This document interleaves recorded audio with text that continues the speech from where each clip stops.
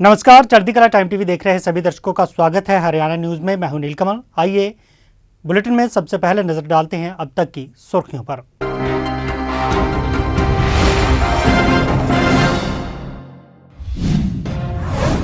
रक्षाबंधन पर हरियाणा सरकार का महिलाओं को तोहफा। दोपहर 12 बजे से निःशुल्क बस सफर शुरू। फ्री सफर की सुविधा 30 अगस्त रात 12 बजे तक रहेगी जारी। हरियाणा विधानसभा के 3 दिवसीय मॉनसून सत्र के आखिरी दिन विपक्ष ने उठाया सीईटी का मुद्दा।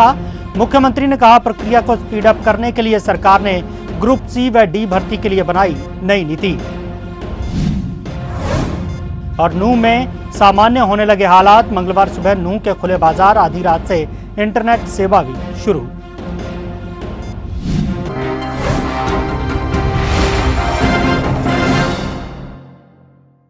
अब खबरें विस्तार से। रक्षाबंधन पर हरियाणा सरकार ने महिलाओं को तोहफा देते हुए राखी पर रोडवेज की बसों में मुफ्त सफर की सुविधा प्रदान की है, जिसके तहत आज रक्षाबंधन पर महिलाओं के लिए दोपहर 12 बजे से निःशुल्क बस सफर शुरू हो गया। फ्री सफर की सुविधा 30 अगस्त रात 12 बजे तक जारी रहेगी, जिसके लिए विभाग द्वारा स्पेयर में रखी गई अतिरिक्त बसों को चलाया जाएगा। वहीं जरूरत पड़ने पर लोकल रूटों की बसों को भी महिलाओं के लिए चलाया जाएगा। त्योहार को देखते हुए अधिक बस चलाने की जरूरत पड़ने पर इनकी कमी ना हो, इसके उद्देश्य से सभी ड्राइवरों और कंडक्टरों को ऑन ड्यूटी रखा गया है और तैयार रहने के निर्देश दिए गए हैं। हरियाणा विधानसभा के 3 दिवसीय मॉनसून सत्र के आखिरी दिन की शुरुआत आज प्रश्नकाल के साथ शुरू हुई। स्पीकर ज्ञानचंद गुप्ता ने खेल दिवस की सभी को शुभकामनाएं दी। कांग्रेस विधायक किरण चौधरी ने सीईटी का मुद्दा उठाया। उन्होंने कहा कि सीईटी में अभ्यर्थियों को आयु में छूट देने की बात कही गई थी, लेकिन इसकी सूचना जारी नहीं की गई। सीईटी पर मनोहर लाल ने जवाब देते हुए कहा कि कुल 64 ग्रुप बनाए गए हैं, सबकी अलग अलग परीक्षा होगी। मनोहर लाल ने कहा कि सरकारी भर्तियों में पहले ही बहुत लंबा समय लगता था, पदों की संख्या भी बहुत अधिक होती थी और पदों की श्रेणियां भी अधिक बनती थी। इसलिए इस प्रक्रिया को स्पीड अप करने के लिए सरकार ने ग्रुप सी व डी भर्ती के लिए नई नीति बनाई है।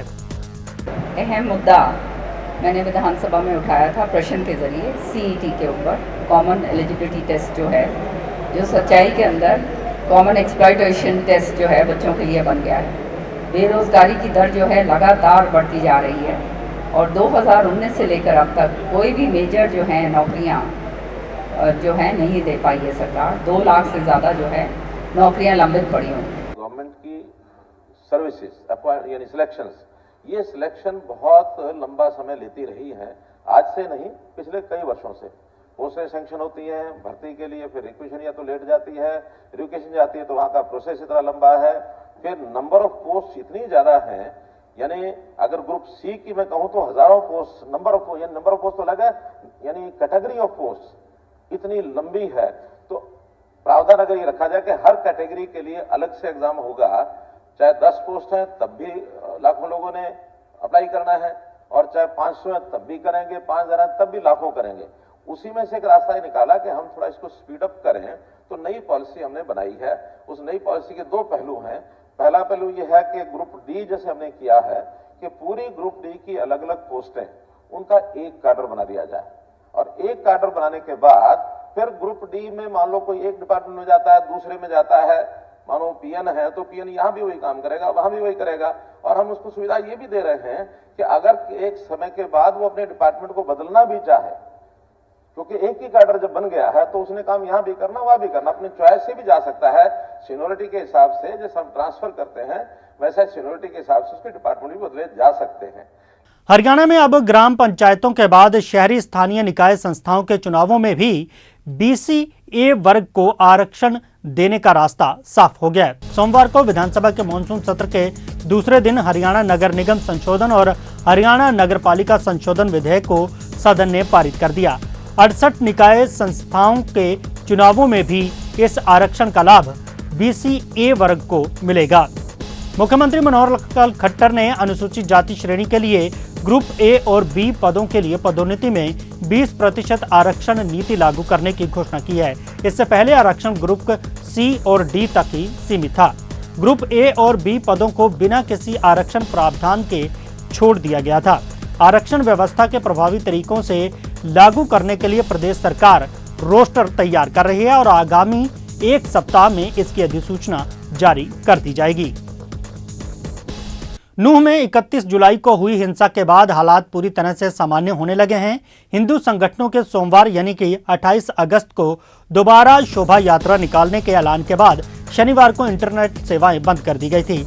इसके अलावा सोमवार को जिला प्रशासन ने नूंह में धारा 144 लगाने के साथ स्कूल, कॉलेज और बैंक भी बंद रखने का आदेश दिया था। ताजा जानकारी मुताबिक एक दिन के बंद रहने के बाद मंगलवार को सुबह नूंह के बाजार खुले। इसके साथ ही आधी रात से इंटरनेट सेवा भी शुरू हो गई। हालांकि इंटरनेट की स्पीड कम है। वहीं लोगों को सुरक्षा का एहसास कराने के लिए नूंह में पुलिस की ओर से सुबह 9 बजे एक फ्लैग मार्च भी निकाला गया। गौरतलब है कि सोमवार यानी 28 अगस्त को विहिप और अन्य हिंदू संगठनों को प्रशासन ने हरियाणा के नूंह में यात्रा तो नहीं निकालने दी, लेकिन पुलिस सुरक्षा में संतों सहित हिंदू संगठनों के 51 लोगों ने नलहड़ के शिव मंदिर में जलाभिषेक किया। इसके बाद फिरोजपुर जिरका स्थित पांडवकालीन शिव मंदिर तथा सिंगार गांव स्थित महादेव मंदिर भी पहुंचकर लोगों ने जलाभिषेक किया। गत 31 जुलाई को नूंह में जलाभिषेक यात्रा पर हमला किया गया था। इसमें 6 लोगों की मौत हो गई थी, जिसके बाद ये यात्रा अधूरी रह गई थी।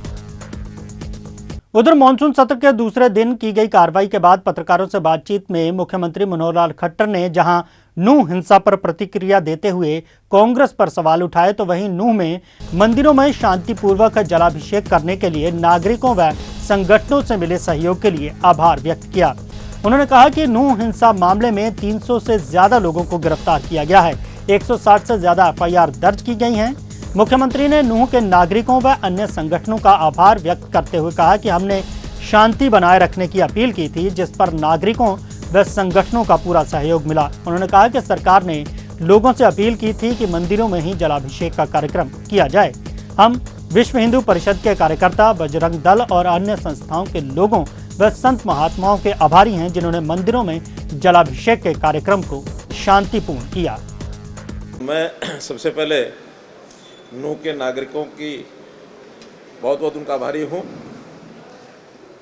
और साथ ही और बहुत से संगठन जिनकी ओर से विषय था कि एक यात्रा निकलनी चाहिए।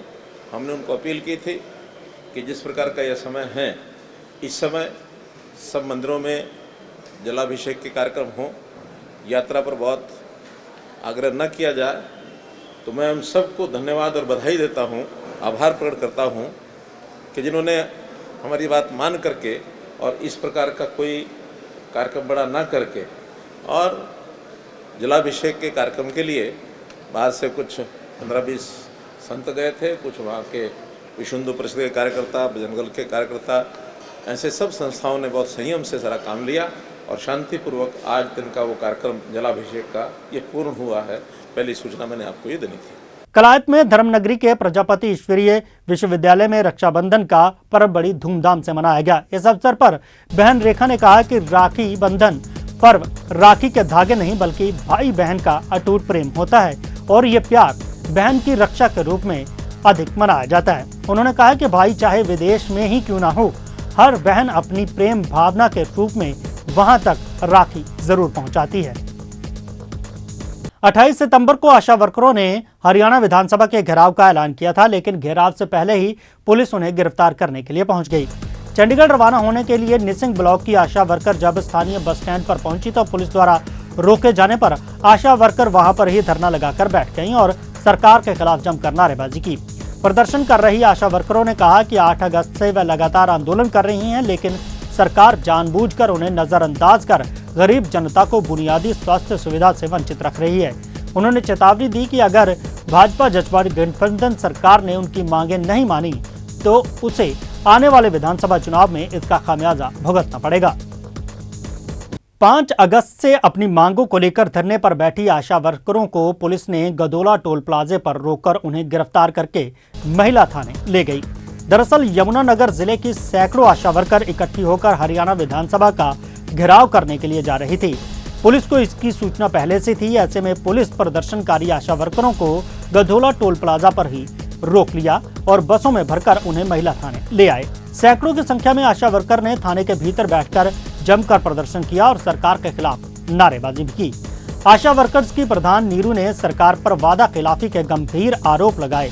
उन्होंने यमुनानगर पुलिस पर आरोप लगाते हुए कहा कि उन्हें जबरन थाने लेकर आया गया है और उनके साथ धक्का मुक्की भी की गई। उन्होंने कहा कि जब तक सरकार उनकी मांगे पूरी नहीं करती तब तक उनका प्रदर्शन जारी रहेगा। पिहोवा के गांव अरुणाय में एक युवक ने फांसी लगाकर आत्महत्या कर ली। युवक की पहचान सोहनलाल के रूप में हुई है। मृतक युवक की पत्नी का कहना है कि एक निजी फाइनेंसर सोहनलाल को पैसों के लिए परेशान कर रहा था, जिसके चलते उसने यह खौफनाक कदम उठाया। मृतक युवक की पत्नी ने फाइनेंसर के खिलाफ पुलिस में शिकायत भी दर्ज करवाई है। उधर पिहोवा के थाना प्रभारी का कहना है कि मामले की गहनता से जांच की जा रही है और जो भी तथ्य सामने आएंगे उसके अनुसार कार्रवाई की जाएगी। हरियाणा में 25 दिन से चल रहे मॉनसून के ब्रेक से हालात खराब हो रहे हैं। एक महीने पहले तक प्रदेश में सामान्य से 58% ज्यादा बारिश दर्ज की गई थी। अब यह आंकड़ा 10% पर सिमट गया है। मॉनसून में जिन जिलों में सामान्य से कम बारिश हुई है उनकी संख्या बढ़कर 7 हो गई है। मौसम विशेषज्ञों का कहना है कि अभी लोकल लेवल पर बनने वाले वेदर सिस्टम से कुछ एक स्थानों पर ही छिटपुट बूंदाबांदी की संभावना है। दिन के तापमान में बढ़ोतरी होगी। बारिश की कमी और बढ़ते तापमान से धान उत्पादक किसानों की परेशानी बढ़ रही है। फसल में पानी पूरा करने के लिए उनको बिजली या डीजल आधारित ट्यूबवेल चलाने पड़ रहे हैं और इससे फसल की लागत बढ़ रही है। चौधरी चरण सिंह हरियाणा कृषि विश्वविद्यालय हिसार के कृषि मौसम विज्ञान विभाग के अध्यक्ष डॉक्टर मदन खींचड़ के अनुसार मॉनसून टर्फ की आवश्यक रेखा अब भी सामान्य स्थिति से उत्तर की तरफ हिमालय की तलहटियों की तरफ है। राज्य में मौसम 29 अगस्त से 2 सितंबर के दौरान परिवर्तनशील रहने की संभावना है। तो हरियाणा न्यूज में फिलहाल इतना ही। आप बने रहिए चढ़ती कला टाइम टीवी के साथ। मुझे नीलकमल को दीजिए इजाजत। धन्यवाद।